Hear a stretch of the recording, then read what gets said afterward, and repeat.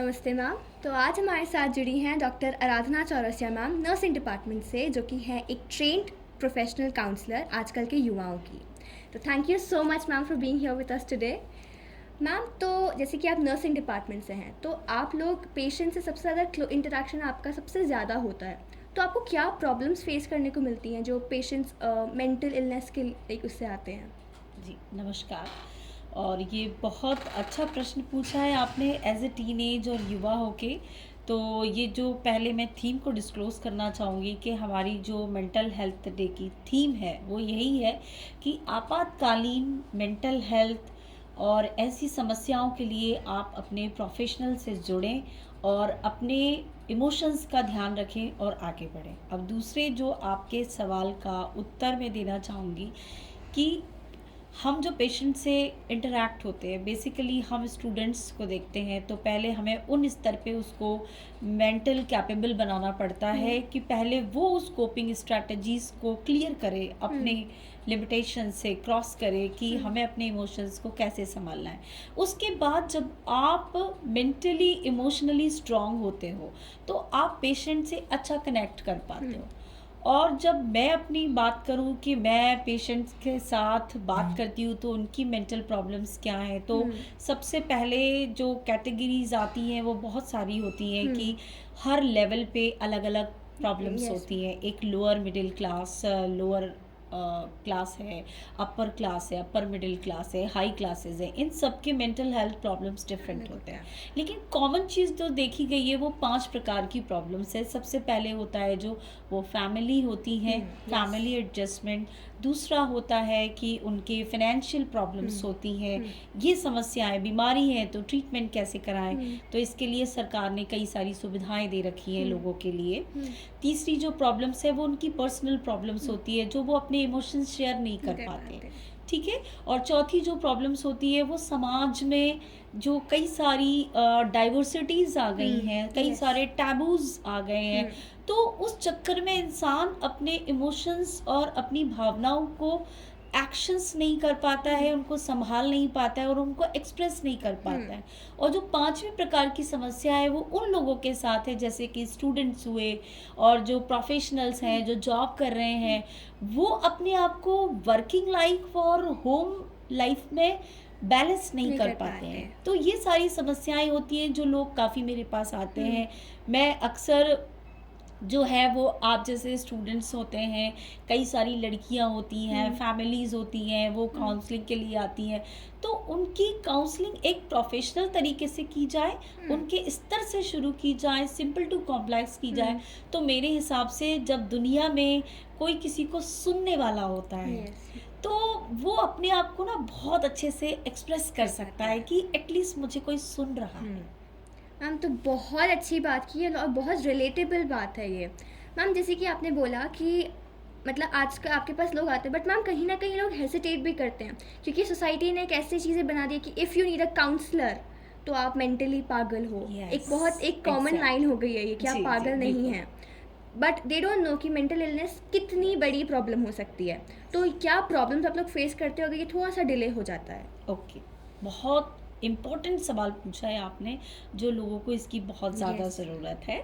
तो सबसे पहले मैं, आपने जो पूछा मुझसे कि समाज में लोग मेंटल हेल्थ को एज ए साइकेट्रिक लेने लगते हैं। कई सारे ऐसे बच्चे आए हैं जो इस स्टेट में थे, जो कि अपने इमोशंस को, देखिए सारी चीज़ क्या है ना, इमोशंस है। हम एक्शन से इमोशन से लेते हैं, हम निर्णय भी इमोशन से लेते हैं, हम जो भी बिहेवियर करते हैं वो हमारे इमोशन से लेते हैं। रिएक्शन, रिस्पॉन्सेस, प्रतिक्रियाएं, सब चीज़ हमारे इमोशन से जुड़ी हुई है। तो अब दूसरी बात मैं ये बोलूँगी कि counselling is not like that कि आप साइकेट्रिक पेशेंट हैं, आपको कोई डिसऑर्डर्स हो रहे हैं, आप मेंटली घोषित हो चुके हैं, तो आप काउंसलर के पास जाएंगे तो आपको शर्म आएगी, ठीक है। तो काउंसलिंग ऐसी चीज़ नहीं है, जैसे मैं आपसे बात कर रही हूँ, हम आपसे बात करें, आपके भी कुछ पर्सपेक्टिव्स खुलेंगे, कुछ चीज़ें होंगी। तो ये बड़ा नकारात्मक दृष्टिकोण है हमारे समाज का कि यदि आप प्रोफेशनल्स के पास जाते हैं तो दैट मीन्स कि आप पागल हैं। बिल्कुल नहीं, क्योंकि जो काउंसलर्स होते हैं वो पहले आपके साथ बिना जजमेंटल आपको सुनते हैं, आपकी ही प्रॉब्लम से आपका ही सोल्यूशन निकालते हैं। तो कभी भी डरना नहीं चाहिए, हमेशा प्रोफेशनल काउंसलर से मदद लें। क्यों? क्योंकि उसने वो चीज़ एक्सपीरियंसेस के साथ बोला है। जब मैं रोज़ पेशेंट्स को देखती हूँ, लोगों से बात करती हूँ, बच्चों से बात करती हूँ, तो बड़ा ही अलग अनुभव होता है, तब उनके कॉन्सेप्ट्स क्लियर होते हैं। जी। ठीक है। अब तीसरी बात ये कि आपने ये भी बोला कि स्ट्रेस, एंजाइटी, ये सारी चीज़ होती है। तो ये होता है नेगेटिव रिस्पॉन्स, किसी ने कुछ बोला, ठीक है।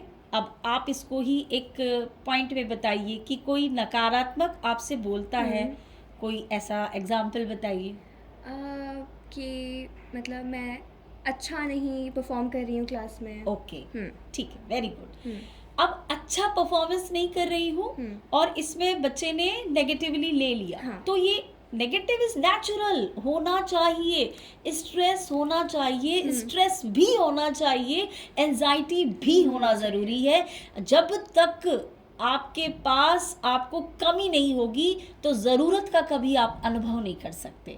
जब भी आपके पास कुछ बुरा हादसा नहीं होगा, कोई ठोकर नहीं मिलेगी, तो आप उस सक्सेस, हाई लेवल की सक्सेस को अचीव नहीं कर सकते। तो ये ज़रूरी है, लेकिन उसके लिए अपने थॉट्स पैटर्न को डेवलप करना चाहिए। कोई बोले आप नहीं कर सकते, अपना वाई दीजिए, वाई कैन आई नॉट, मैं क्यों नहीं कर सकता। आप उससे रिलेटिवली नॉलेज गेन कीजिए। आपको पढ़ना है, लिखना है, एक्सपोजर होना है, अपने नज़रिया बदलना है, अपना दृष्टिकोण बदलना है उस चीज़ को देखने का। यदि ये मोबाइल है तो कोई बोलेगा कि ये मोबाइल तो बेकार है, आजकल बच्चे बिगड़ रहे हैं, लेकिन मोबाइल का एक सकारात्मक दृष्टिकोण ये भी है कि इससे आप किसी भी कॉलेज में एडमिशन ले सकते हैं। जहाँ आज हमारी एलन सिटी यूनिवर्सिटी में कितने सारे बच्चे एडमिशन लिए, कहाँ से लिए? Through the internet, through the mobile, through the social media. ठीक है। तो ये चीज़ के 100 पहलू हो सकते हैं इस चीज़ को देखने के। तो आपका नज़रिया बदलिए, सोचने की क्षमताएं विकसित कीजिए। नेगेटिव थॉट्स तो आएंगे, उनको आने दीजिए, उनको पॉजिटिव में कन्वर्ट करना आपका और हम प्रोफेशनल्स का काम होता है। तो देखिए, जैसे कि आज एक प्रोफेशनल ने ही बोल दिया कि जब तक आपको ठोकर नहीं पड़ेगी तब तक आपको चीज़ों की वैल्यू नहीं पता चलेगी। तो मैम, जैसे कि आपने बोला कि बहुत सारी प्रॉब्लम्स आती हैं, जैसे कि एंजाइटी, डिप्रेशन, कभी कभी पीयर प्रेशर की वजह से भी बच्चे बहुत ज़्यादा आजकल, when we see it in like today, तो एक रूट कॉज क्या निकलता है? हर एज ग्रुप में कोई ना कोई प्रॉब्लम, मेंटल इलनेस आती है, but what's the root cause? एक रूट कॉज जो आजकल कुछ ज़्यादा ही चल रही है। ओके, बहुत अच्छा सवाल है, ये भी आपने सवाल बहुत अच्छे अच्छे रखे हैं। Very good, good question. जो रूट कॉज की मैं बात करूँ तो जेंडर वाइज में अलग अलग थोड़ी सी समस्याएं होती हैं, चूँकि ये चीज़ बहुत बड़ी हो जाएगी, टैबूज हो जाएगा, तो मैं इसको एक शॉर्ट लिमिट एक्सेस में बताऊंगी कि जो मेल होते हैं उनके अर्ली एक्सपोजर्स होते हैं समाज में। जैसे 7th क्लास से ले लीजिए, बच्चा एक्टिवा भी चलाता है, चाचा के साथ भी जा रहा है, रात में भी जा रहा है, दोस्तों से मिलने जा रहा है, धीरे धीरे बड़ा हो रहा है, 10th क्लास, वो एक्सपोजर्स होते हैं उनके कई सारे। लेकिन समाज में फीमेल के प्रति आज हम बोलने से बोलते हैं कि आई एम अ मॉडर्न। तो मॉडर्निटी की डेफिनेशन ये नहीं होती कि आपने बहुत अच्छा ड्रेसअप कर लिया अपने आप को, आपने अपनी बच्ची को बोल दिया कि yes you are free, but आपके साथ लिमिटेशंस बहुत लगा दी। तो आपको उसको सही शिक्षा देना है, एक्सपोजर दीजिए सही शिक्षा के साथ, सही पर्सपेक्टिव के साथ, सही नियम अनुसार के साथ, सही डिसिप्लिन के साथ, सही मर्यादाओं के साथ। ये काउंसलर तक तो लोग बहुत लास्ट में आते हैं। ये चीज़ें होती हैं फैमिली, जिनके माता पिता, दादा दादी ये सारी चीज़ें समझते, पहले तो मैं बोलूँगी कि पेरेंट्स एक्सेप्ट नहीं करते इस चीज़ को कि मैं इस चीज़ को बढ़ावा दूँ, नहीं। तो हमें समझना है, धीरे धीरे एक्सपोजर्स देना है लोगों में। और रही बात एक कॉमन, आपने बोला कि क्या चीज़ देखने को मिलती है, तो वो चीज़ है कि बच्चों में क्लैरिटी नहीं होती है अपने गोल्स, अपने फोकस को लेके, अपने विजन को लेके क्लैरिटी नहीं है उनमें सेल्फ कॉन्फिडेंस बहुत लूज़ होता है। क्यों? क्योंकि वो हेजिटेट होते हैं किसी चीज़ को बोलने से, और उनके अंदर जो होता है वो सेल्फ अवेयरनेस बिल्कुल नहीं होती। कुछ में होती है, 80% को छोड़ दीजिए, उनमें नहीं होती। 20% जो बच्चे होते हैं वो बहुत सेल्फ अवेयर होते हैं।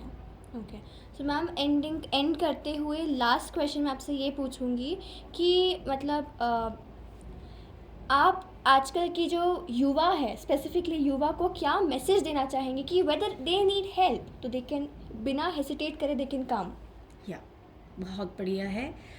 युवाओं के लिए और पूरे एलन सिटी समूह परिवार की ओर से और मास कम्युनिकेशन डिपार्टमेंट की ओर से हम अपने युवाओं, अपने देश की जनता से ये आग्रह करते हैं कि अगर आपको कोई भी ऐसी फीलिंग्स आती है, नेगेटिव थॉट्स आपके साथ जी। बहुत ज़्यादा हो रहे हैं, तो आप इजीली अप्रोच कर करिए। सकते हैं काउंसलर से। कॉन्टैक्ट नंबर के साथ आप मिल सकते हैं, अपनी बात को रख सकते हैं।